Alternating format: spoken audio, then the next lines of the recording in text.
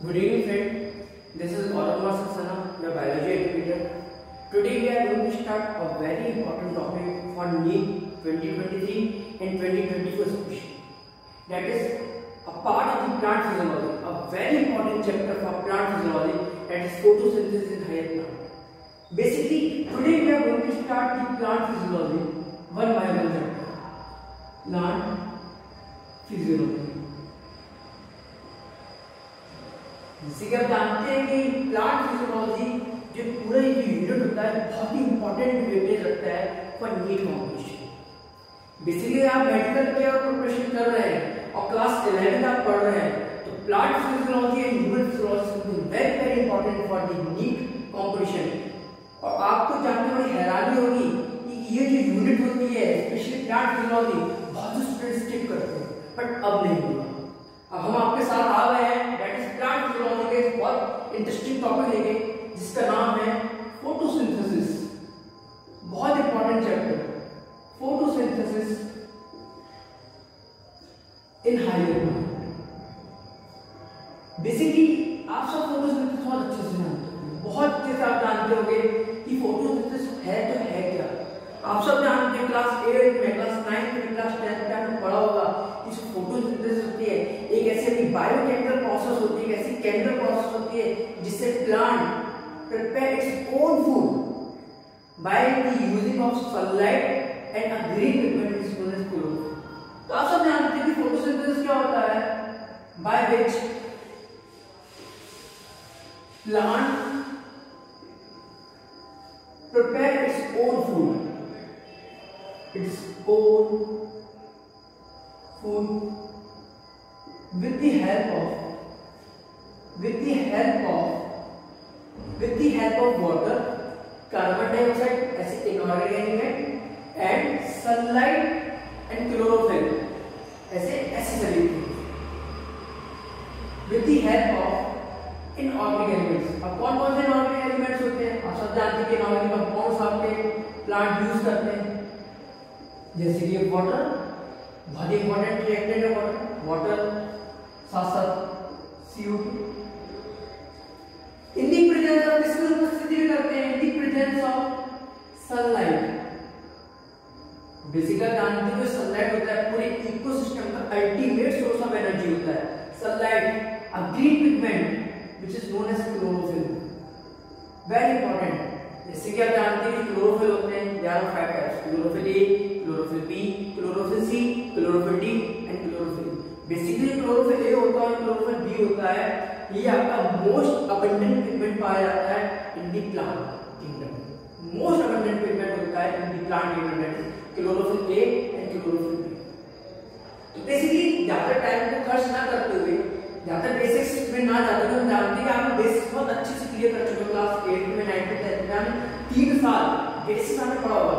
But जब आप class 11 की बात करते हो थोड़ा सा एनसीईआरटी थोड़ा सा डीप जाती है, बहुत डीप नहीं जाती है, थोड़ा सा डीप जाती है और आपको बताने की कोशिश करती है कि कैसे light reaction process take place करती है, कैसे dark reaction process take place करती है। आज हम ज्यादा तो नहीं, आज एक छोटा सा टॉपिक पढ़ने वाले हैं लाइट रिएक्शन। अब आने वाले वीडियोस में, आने वाले लेक्चर्स में हम डार्क रिएक्शन भी करने वाले हैं। जैसे कि आप जानते हो जो डार्क रिएक्शन होती है this is the biosynthesis process, जिसमें आप जानते हो कि CO2 का रिडक्शन होता है इन द ग्लूकोज C6H12O6, आप अच्छे से जानते हो। बट आज हम यहाँ पे जिस बात पे थोड़ा डिस्कस करने वाले हैं वो डिस्कस करने वाले हैं कि भैया लाइट डिपेंडेंट प्रोसेस क्या होती है और लाइट इंडिपेंडेंट प्रोसेस क्या होती है। बेसिकली आप जानते हैं वो जो लाइट डिपेंडेंट प्रोसेस होती है वो एक ऐसी प्रोसेस होती है जो लाइट की प्रेजेंस से होती है, ultimate source of our solar system that is the sun. और जो लाइट इंडिपेंडेंट रिएक्शन होती है वो in the absence of light होती है। अब in the absence of light का ये नहीं कि वो चीज रात में होती है। बहुत से स्टूडेंट्स में मिथ होता है कि जो लाइट इंडिपेंडेंट जो रिएक्शन होती है, जो डार्क रिएक्शन होती है वो रात में होती है, अंधेरे में नहीं। लाइट इंडिपेंडेंट रिएक्शन हो गई या जो डार्क रिएक्शन हो गई है वो भी अपने दिन के समय होती है, बट इसमें लाइट का कोई भी रोल नहीं है। There is no role of any light in the dark reaction और इन द बायोसिंथेसिस रिएक्शन। तो आप थोड़ा सा आगे चलते हैं कि भैया लाइट डिपेंडेंट रिएक्शन क्या होते हैं, what is the light reaction, ये शक्ल से दिख रही है ना। तो बेसिकली छोटा सा बस रेशियो लिख लेते हैं 6CO2 plus 12H2 in the presence of sunlight, in this presence of sunlight and chlorophyll will give you C6H12O6, C6H12O6 that's a simple glucose plus 6 molecule of water and the addition of the oxygen gas. That is something very important. आप जानते हैं photosynthesis का जो सबसे by product होता है, जो सबसे बड़ा बाय प्रोडक्ट होता है वो आपका ऑक्सीजन गैस होती है, जो आपकी फ्री एनवायरनमेंट में क्या हो जाती है, मूव कर जाती है इन द एटमॉस्फेयर। और यही ऑक्सीजन होते हैं जो आप और हम रेस्पिरेशन में यूज करते हैं, यही ऑक्सीजन है। आइए हम थोड़ी बात करते हैं कि what are the reactions involved in photosynthesis. कौन कौन सी रिएक्शन होती है जिस फोटोसिंथेसिस में इन्वॉल्व होती है। पर उसको जानने से पहले कुछ आपको बेसिक्स तो पढ़ना पड़ेगा, कि बिना बेसिक्स की बात नहीं बनेगी फोटोसिंथेसिस में। आपको मैं बता दूं बेसिकली बेसिक्स होते क्या है। NCERT page number 210 and 211, NCERT की पेज नंबर, एनसीईआरटी का पेज नंबर 210 211 इसी बेसिक्स की बात करता है। तो आप जैसे जानते हो कि अगर मैं फोटोसिंथेसिस की बात करता हूं तो सबसे पहले मुझे पिगमेंट्स की बात करनी पड़ेगी। भैया व्हाट आर द पिगमेंट्स। बिना क्लोरोफिल के तो नहीं, बिना फोटोसिंथेसिस। सनलाइट है, सब कुछ है, वाटर दिया है गॉड ने, वाटर दिया है, कार्बन डाइऑक्साइड दिया है, पर अगर आपको क्लोरोफिल एब्सेंट है तो क्या होगा, क्या फोटोसिंथेसिस हो सकती है? नहीं माय डियर फ्रेंड्स, बिल्कुल नहीं हो सकती। तो सबसे पहले हमें जानना पड़ेगा कि what are the pigments. Pigments which are essential for photosynthesis. Pigments which are essential for photosynthesis. अब कौन कौन से पिगमेंट्स हैं? बेसिकली मैं बता दूं कि फोटोसिंथेसिस में दो टाइप के पिगमेंट होते हैं। कितने टाइप के पिगमेंट होते हैं? दो टाइप के पिगमेंट। एक होता है चीफ पिगमेंट, दूसरा होता है एसेसरी पिगमेंट। तो फर्स्ट वन है चीफ पिगमेंट, चीफ पिगमेंट, और जो दूसरा पिगमेंट होता है वो कौन सा पिगमेंट होता है? वो आपका होता है एसेसरी पिगमेंट। एसेसरी। अभी चीफ पिगमेंट क्या होता है, ये एसेसरी पिगमेंट क्या होता है? तो बेसिकली जो चीफ पिगमेंट होता है वो कुछ भी नहीं होता है, क्लोरोफिल ए होता है। Chlorophyll A. अभी हाल मैंने आपको बताया कि जो क्लोरोफिल होते हैं ये 5 टाइप्स के होते हैं। Chlorophyll A, chlorophyll B, chlorophyll C, chlorophyll D, chlorophyll E. 5 type के क्लोरोफिल ए आपके पिगमेंट्स होते हैं, जिसमें से आपका क्लोरोफिल ए और क्लोरोफिल बी मोस्ट अबंडेंट है आपके पूरे प्लांट किंगडम में। तो जो चीफ पिगमेंट होता है फोटोसिंथेसिस के लिए वो कौन सा होता है? आपका क्लोरोफिल ए। और क्लोरोफिल ए आपको क्या करता है? लाइट को एब्जॉर्ब करता है, सनलाइट को एब्जॉर्ब करता है to lose its electron, a pair of electron. ये बाद में देखते हैं। तो थोड़ा सा एसेसरी पिगमेंट्स की बात कर लेते हैं। तो अगर एसेसरी आप पिगमेंट देखते हो बेसिकली आपके 3 टाइप के होते हैं। कितने टाइप के होते हैं? आपके 3 टाइप के होते हैं। सबसे पहले कौन सा होता है? Chlorophyll B, chlorophyll B. दूसरा कौन सा होता है? दूसरा होता है आपका ज़ैंथोफिल। दूसरा कौन सा होता है बेटा? आपका ज़ैंथोफिल होता है। और तीसरा कौन सा होता है? तीसरा आपका होता है कैरोटीनॉइड्स। तीसरा कौन सा होता है आपका? जो ज़ैंथोफिल होता है, it is a yellow pigment. किस कलर का पिगमेंट होता है? येलो कलर का पिगमेंट। जो कैरोटीनॉइड होता है ये आपका होता है orange red just any carrot. आपने गाजर देखी होगी, इस गाजर का जो आपका ऑरेंज कलर का जो रंग होता है, गाजर का जो आपका ऑरेंज कलर होता है वो क्यों होता है? Because of the presence of the carotene. और कैरोटीन क्या होता है? It is a orange red pigment. What is carotene? It is a orange red pigment. अगर मैं बात करता हूं क्लोरोफिल बी की, मैं बात करता हूं किसकी मैं बात करता हूं? क्लोरोफिल बी की अगर मैं बात करता हूं तो क्लोरोफिल बी क्या होता है आपका? Green yellow colour. किस कलर का होता है आपका? Green yellow colour. और ऑफ कोर्स क्लोरोफिल आपका किस कलर का होता है? ग्रीन कलर का।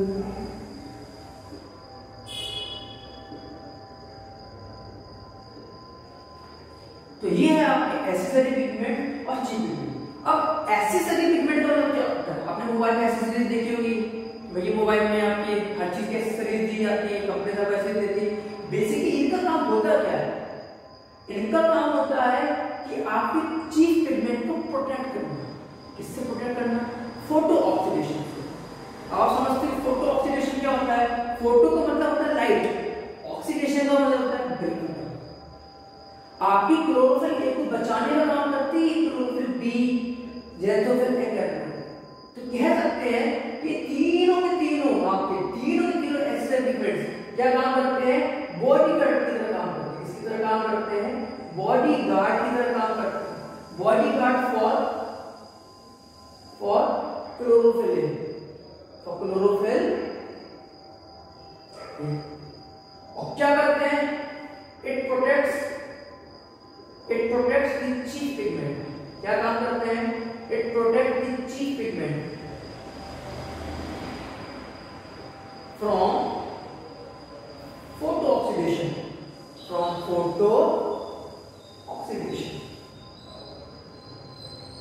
ये जो क्वेश्चन है आपका नीट का पीवाईक्यू रह चुका है। नीट का पीवाईक्यू रह चुका है कि जो एसिड पिगमेंट्स होते हैं, what is the main purpose of this acid pigments?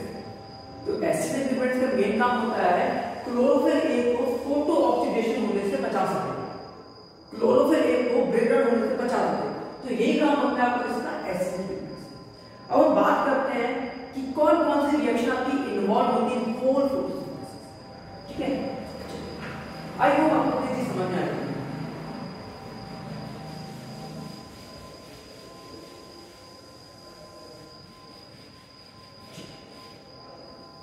हमें बेसिकली बात करनी है रिएक्शंस इन्वॉल्व इन दी फोटोसिंथेसिस।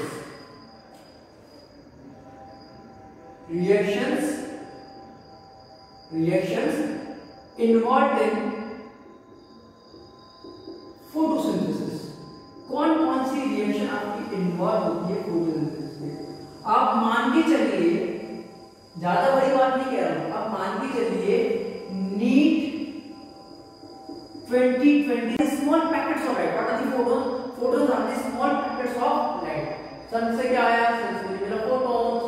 फोटोन्स क्या होता है? फोटोन्स होता है आपका small packets of light. What are photons? Photons are a small packet of light. जब कोई भी चीज एनर्जी होती है तो ऑब्वियसली आप इलेक्ट्रॉन के फॉर्म में ट्रांसफर करते हैं, इलेक्ट्रॉन के फॉर्म में ट्रांसफर करते हैं। अब होगा क्या कि सन से जो आपके इलेक्ट्रॉन्स आ रहे हैं, सन से जो इलेक्ट्रॉन्स आ रहे हैं, सन के जो इलेक्ट्रॉन आ रहे हैं, सबसे पहले इनको कौन ने एब्जॉर्ब किया? इनको एब्जॉर्ब किया है आपके एसिड पिगमेंट से। अब मान के चलिए कि हमें चीफ पिगमेंट और हमारे आसपास सब पड़े हैं एसिड पिगमेंट। अगर आपको हमसे मिलना हो तो ऑब्वियसली बात है कि आपको पहले एसिड पिगमेंट से मिलना होगा, आपको उनसे अपॉइंटमेंट लेना पड़ेगा। तो ये गौरव सर से मिलना है और मुझे अपॉइंटमेंट फिक्स कर दीजिए। सन की जो एनर्जी होती है उसका अपॉइंटमेंट फिक्स कौन करता है? उसके अपॉइंटमेंट फिक्स करते हैं आपके acid pigments, xanthophyll, carotenoid and chlorophyll B. They absorb the light, they absorb light, all the acid pigments, जितने भी acid pigments होते हैं सब कुछ लाइट एब्जॉर्ब करते हैं और एट लास्ट लाइट उसको ट्रांसफर करते हैं, एनर्जी उसको ट्रांसफर कर देते हैं आपके क्लोरोफिल ए को, चीफ पिगमेंट। और आपको मैं बता दूं कि जो भी काम हो रहा होगा वो कौन कर रहा होगा? वो आपको काम कर रहा होगा चीफ पिगमेंट। ठीक है, तो चीफ पिगमेंट काम कर रहा होगा क्या? एनर्जी एब्जॉर्ब करके जो आपका जो चीफ पिगमेंट हो क्या हो, इतना एक्साइटेड हो गया, एकदम से क्या हो गया? एक्साइटेड हो गया और इतना एक्साइटेड हुआ इसे वन पर इलेक्ट्रॉन क्या कर दिए? उसे वन पर इलेक्ट्रॉन क्या कर दिए? लूज कर दिए। इतना एक्साइटेड हुआ उसे वन पर इलेक्ट्रॉन क्या कर दिए? लूज कर दिए। और उसके वन पर इलेक्ट्रॉन को किसने एक्सेप्ट किया? उसको एक्सेप्ट किया PEA, that is primary electron acceptor. Primary electron acceptor. ऐसे मूवमेंट को कहते हैं अपहिल मूवमेंट। ऐसे मूवमेंट को क्या कहते हैं? Uphill movement. जब आपका इलेक्ट्रॉन एक्साइटेड हुआ, उसका अपहिल मूवमेंट हुआ, उसको एक्सेप्ट किसने किया? Primary electron acceptor. ऑब्वियस ही बात है, अब किसी की एनर्जी अगर हाई हो रही है तो इसके बाद एनर्जी लो भी होगी। आपको गुस्सा आता है, 2 मिनट में पानी डालकर गुस्सा शांत हो जाता है। कोई बात हो गई, आपने गुस्सा कर दिया और कुछ 10-15 मिनट में आप धीरे धीरे गुस्सा जरूर आपका टेम्पर होता है, धीरे धीरे आपका गुस्सा करने लगता है, तब नॉर्मल हो जाते हैं। तब से नॉर्मल होने की बारी है। बट जब ये नॉर्मल होगा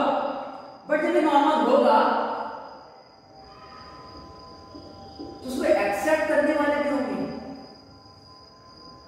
जब प्राइमरी एक्टर एक्सेप्टर से जब धीरे धीरे आपका डाउनहिल मूवमेंट जाएगा, धीरे आपका जब डाउनहिल मूवमेंट हो जाएगा तो उसको सबसे पहले एक्सेप्ट कौन करेगा?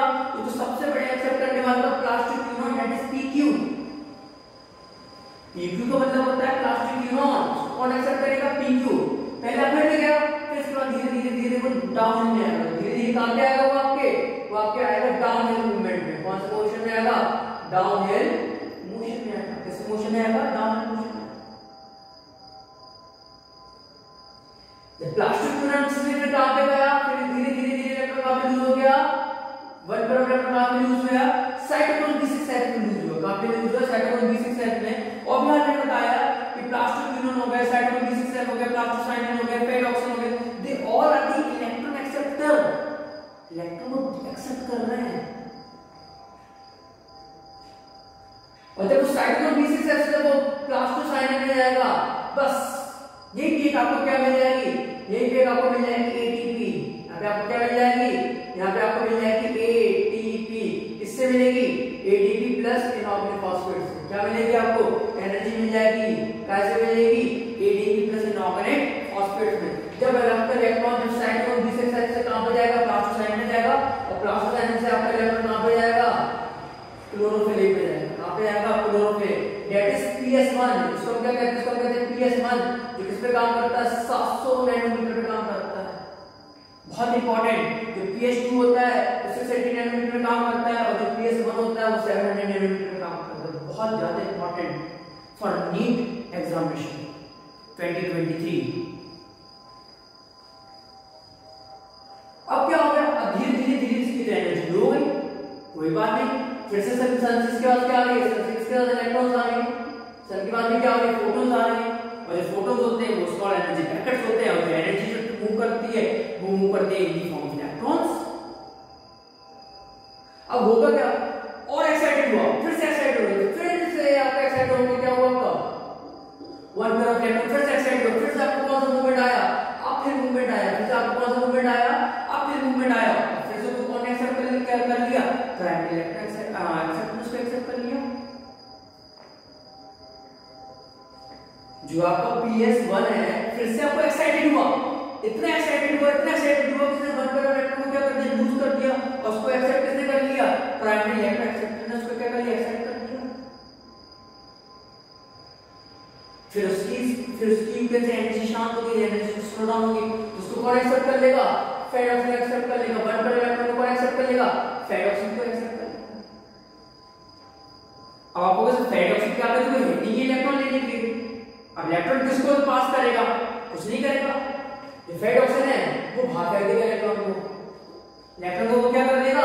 मेम्ब्रेन के बाहर फेंक देगा। मेम्ब्रेन क्या कर देगा? बाहर फेंक देगा। और बाहर जानते हो बाहर एक एंजाइम वेट कर रहा है कि बेटा आओ हम बना NADPH2। और उस एंजाइम का नाम क्या होता है? उस एंजाइम का नाम होता है NADPH2 रिडक्टेज एंजाइम। उस एंजाइम का नाम क्या होता है? NADPH2 reductase enzyme. अब ये एंजाइम करता क्या है? कुछ भी नहीं करता है, बहुत छोटा सा प्रोसेस करता है। थायराइड मेम्ब्रेन जिसके बाहर आप जानते हो हमने क्या बताया? ये होता है आपका स्ट्रोमा। स्ट्रोमा में पड़ा रहता है आपका क्या? NADP।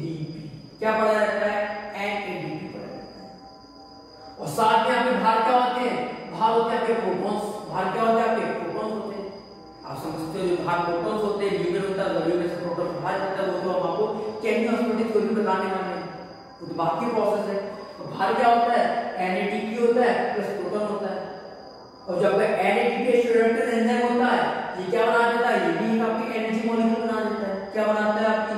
ये बना देता है आपकी NADPH2। ये भी आपकी क्या है? ये भी आपकी एनर्जी मॉलिक्यूल है, जो कहां पे होती है? जब आपके स्टोमा में होती है। कहां पे होती है? आपके स्टोमा में होती है।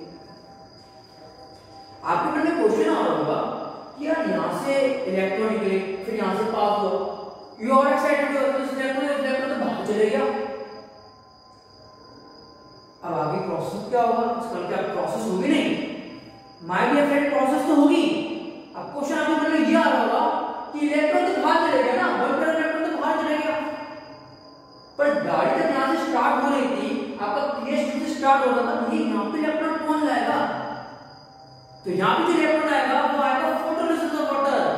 याद करो पिछला चैप्टर मिडनाइट न्यूट्रिशन, जिसमें आपको जो मैग्नीज आयन होता है, जो क्लोराइड आयन होता है, किसमें ऐड करता है, वो फोटोलिसिस ऑफ वाटर में ऐड करता है, किसमें ऐड करता है, फोटोलिसिस ऑफ वाटर में ऐड करता है। तो यहाँ पे क्या होने वाला है, यहाँ पे होने वाला है आपका ब्रेक डाउन ऑफ वाटर, यहाँ पे क्या होने वाला है, यहाँ पे आपको ब्रेक डाउन ऑफ वाटर होने वाला है, किसकी प्रेजेंस में होगा, manganese ion and chloride ion के प्रेजेंस, किसकी प्रेजेंस में होगा, manganese ion and chloride ion के प्रेजेंस में, that is known as photolysis of water. क्या बनने वाला है, यहाँ पे आपका प्रोटॉन बनेगा, प्रोटॉन के साथ साथ आपका इलेक्ट्रॉन बनेगा और साथ साथ आपका ऑक्सीजन गैस बनेगा। अब जो ये ऑक्सीजन जो गैस बनी है तो वो धीरे धीरे क्या होगी, वो धीरे धीरे क्या होगी आपकी, वो आप चलेगी एटमॉस्फेयर में, वो तो जा रही है, उसको तो कोई नहीं रोक सकता। तो ये कहाँ पे चलेगी, ये कहाँ चलेगी, जो ऑक्सीजन गैस है कहाँ पे चलेगी, तो बताया चलेगी वो फ्री एटमॉस्फेयर में। ऑक्सीजन गैस कहाँ पे चलेगी, वो चलेगी फ्री एटमॉस्फेयर में। और जो इलेक्ट्रॉन मिल रहे हैं, जो एनर्जी करेंसी है, जो एनर्जी वो देने वाली है, नॉट करेंसी आपका एनर्जी प्रोवाइड करेगी, ये इलेक्ट्रॉन कहाँ पे चलेगा आपके, यहाँ पे चलेगा फोटो सिस्टम 2। भी कहाँ चलेगा आपके, फोटो सिस्टम 2, जो आपके 680 नैनोमीटर पे वर्क करती है, और जो फोटो सिस्टम 1 होता है वो आपका 700 नैनोमीटर में वर्क करता है। नैनोमीटर का मतलब होता है एब्जॉर्प्शन ऑफ द स्पेक्ट्रा, क्योंकि आपको मालूम होगा कि power stand for photosynthesis active radiation, photosynthesis active radiation, जिसकी जो लिमिट होती है, जिसका जो वैरा होता है वो 400 से लेकर 700 नैनोमीटर। एक छोटा सा समरी ले लेते हैं नॉन साइक्लिक फोटोफॉस्फोराइलेशन की।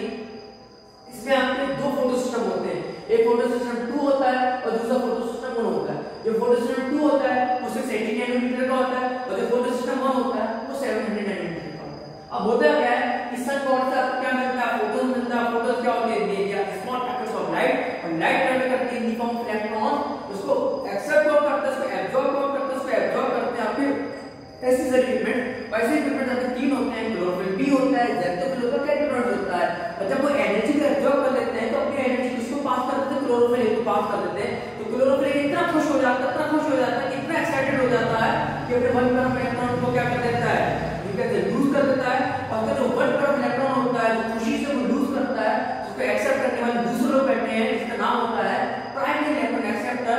जब धीरे धीरे जब खुशी कम होने लगती है तो खुशी कम होने के बाद क्या होता है, प्लास्टिक में का साइटोक्रोम B6 है, और साइटोक्रोम B6 के बाद आपका आता है प्लास्टोनाइन।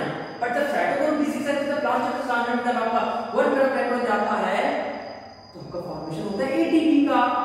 ATP से आपकी जनरेट होती है एनर्जी, और ATP कैसे बनती है, ADP प्लस इनऑर्गेनिक फॉस्फेट।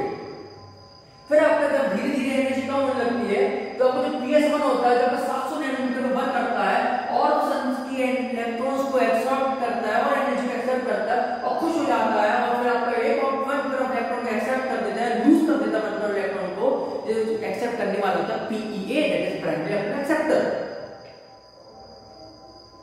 फिर जब प्राइमरी इलेक्ट्रॉन एक्सेप्टर आपको जो एनर्जी लूज करता है, उसको लेने वाला होता है FD, that is the fed oxygen, और फेड ऑक्सीजन फिर इसको ले नहीं पाता है तो क्या करता है, वन तरफ इलेक्ट्रॉन को बाहर फेंक देता है। जब बाहर फेंक देता है तो बाहर पड़ा एक एंजाइम, उस एंजाइम का नाम होता है NADP रिडक्टेज एंजाइम, और जो NADP रिडक्टेज एंजाइम होता है, NADP को in the presence of proton में किसमें कन्वर्ट करता है, ये कन्वर्ट करता है NADPH2 में। और ये भी आपकी क्या होती है, ये भी आपका ultimate source of energy molecule है। तो आज हमने क्या जाना, आज हमने जाना नॉन साइक्लिक फोटोफॉस्फोराइलेशन। आज हमने जाना कि आपकी लाइट डिपेंडेंट रिएक्शंस क्या होती है, नॉन साइक्लिक क्या होती है और साइक्लिक क्या होती है। अब my dear friends, I hope आपको अभी तक का मेरा वीडियो अच्छा लगा होगा। कोई भी अगर डाउट है, कोई भी क्वेश्चन है तो आप कमेंट बॉक्स में कमेंट कर सकते हैं, और आने वाले 1-2 दिन में हम पूरी की पूरी आपकी जो प्लांट जूलॉजी का जो आपका इंपॉर्टेंट टॉपिक है that is photosynthesis high plant, उसको एक आध 2 दिन में 2 दिन क्लासेस में उसको खत्म करना है।